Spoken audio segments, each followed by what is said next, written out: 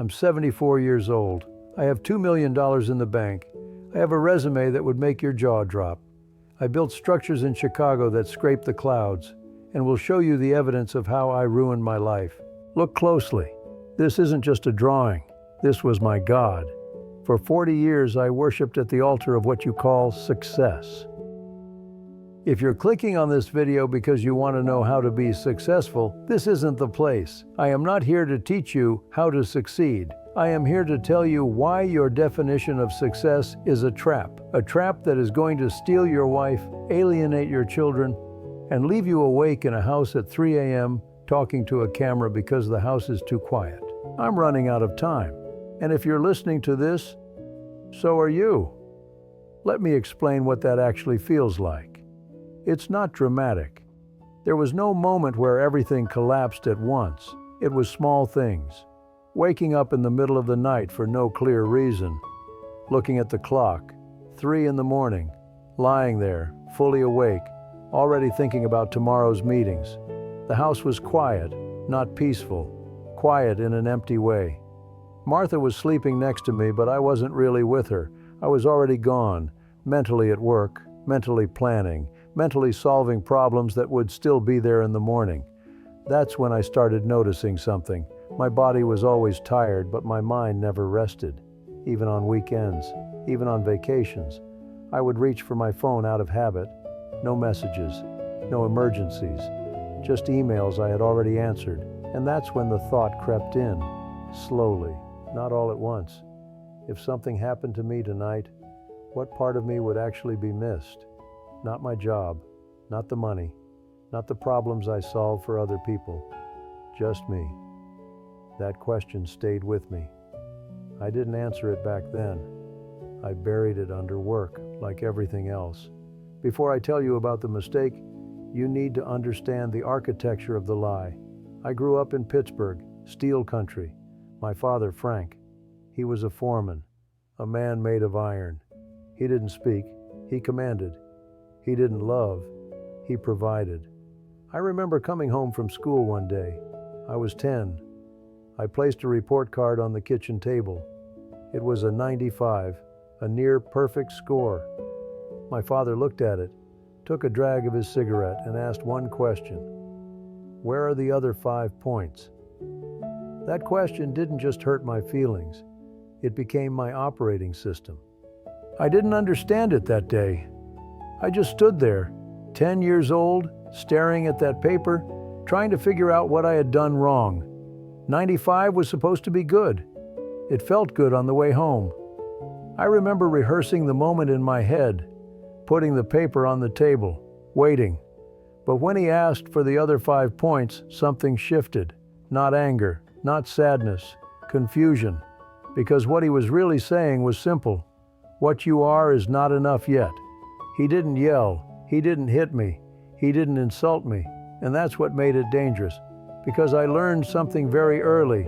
Love wasn't something you received, it was something you earned. From that point on, everything in my life turned into something that had to be measured. First school, then behavior, then work, then titles, and finally results. I stopped asking myself what I wanted. I started asking what would be acceptable. And the worst part is this. My father never followed up. There was no next conversation, no explanation, no correction, just silence. So I filled that silence myself, with effort, with pressure, with perfection. And every time I reached a goal, I waited for the feeling to change, for relief, for satisfaction, for something that felt like approval. It never came. I spent the next 60 years looking for those 5 points. I went to Cornell on a scholarship. I became a structural engineer. Why? Because engineering is safe. It's binary. It's control. You calculate the load, you add the steel, and the building stands. No surprises. No emotions. Just physics. Control felt good to me. It still does. When you grow up never knowing when approval is coming, you start looking for systems that don't change their mind. Engineering gave me that. Steel doesn't care who you are. Numbers don't wake up in a bad mood. If the calculation is correct, the structure holds. Always. There is comfort in that. I liked knowing exactly what would happen if I did everything right. I liked schedules, deadlines, checklists. They made me feel safe. But slowly, that need for control leaked into everything else. Not just work, I planned conversations. I avoided situations I couldn't manage. I stayed away from anything that felt unpredictable, including emotions, especially emotions. I told myself I was being responsible, disciplined, focused. In reality, I was scared, because feelings don't follow formulas. People don't behave the way you expect. Love doesn't fit into a timeline. So I chose environments where I could always be right, where mistakes were technical, not personal. I didn't realize it at the time, but control wasn't making my life easier. It was making it smaller. By 35, I was a success. I had the corner office. I had the director title. I wore suits that cost more than my father's car. I thought I had won the game. I didn't realize I was the only player on the field, and I was losing against myself. Because here is the first uncomfortable truth nobody tells you. Society rewards you for destroying yourself. They call it dedication. They call it ambition. But in reality, it's just fear dressed up in a tuxedo. Let's go back to this frame. October 1972, Cornell University Library. It was raining. I was a stressed student working on this exact design. I was angry because the rain was loud. Then a girl sat across from me. She was soaking wet, holding a book of poems. Her name was Martha. She looked at me, this uptight boy trying to control everything, and she smiled. When she left, she wrote a note on the corner of my blueprint. This note right here. Your static calculations are solid, Thomas, but your heart needs to flex. Call me. Your heart needs to flex. I laughed at it then. I thought it was cute. I framed it.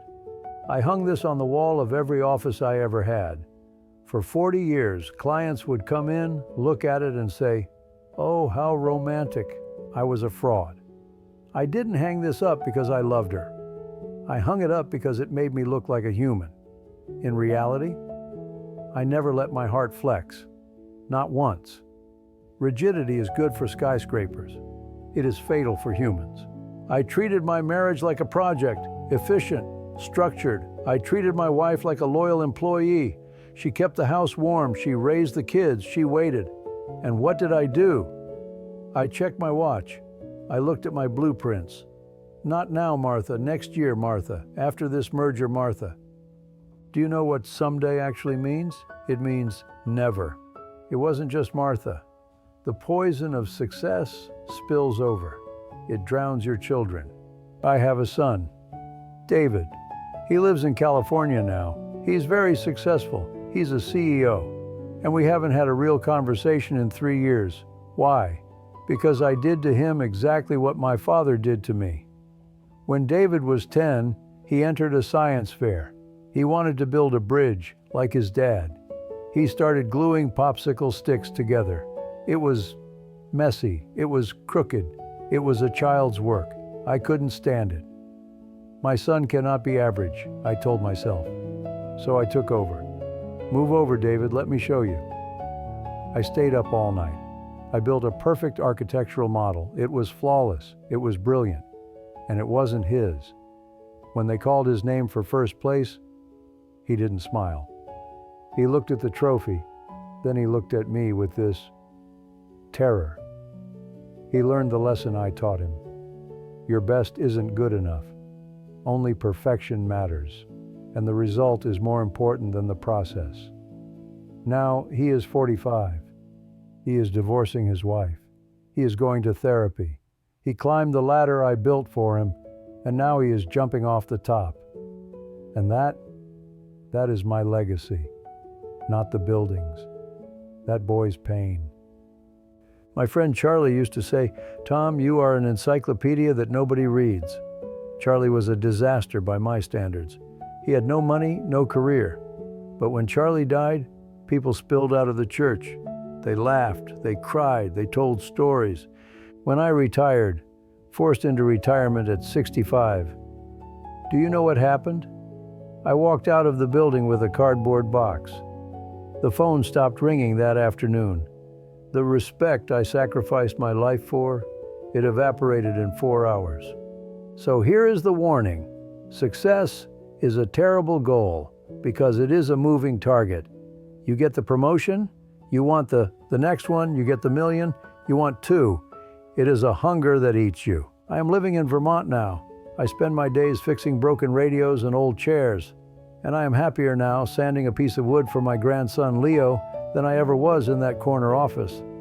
Why? Because for the first time in my life, I am doing something that doesn't require applause. I am fixing things. I am trying to fix myself. But I cannot fix the past. I cannot go back to that library in 1972 and tell that boy, put down the pen, hold her hand, listen to the rain. That boy is gone, and Martha is gone. You still have time. That is why I am making this video. You are not 74. You are not holding a blueprint of a lonely life, but you are building one. Every day, with every email you answer at dinner, with every soccer game you miss, with every "I'll do it later," you are laying the bricks of your own prison. Do me a favor, tonight. Find your red ink.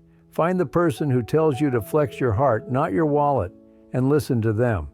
Define your success. If success means a smaller house but dinner with your kids every night, take it. That is a brave choice. Call your father or your son, even if it's awkward, even if you haven't spoken in years. Break the silence before death breaks it for you. My wife Martha told me to open the windows before she died, to let some life in.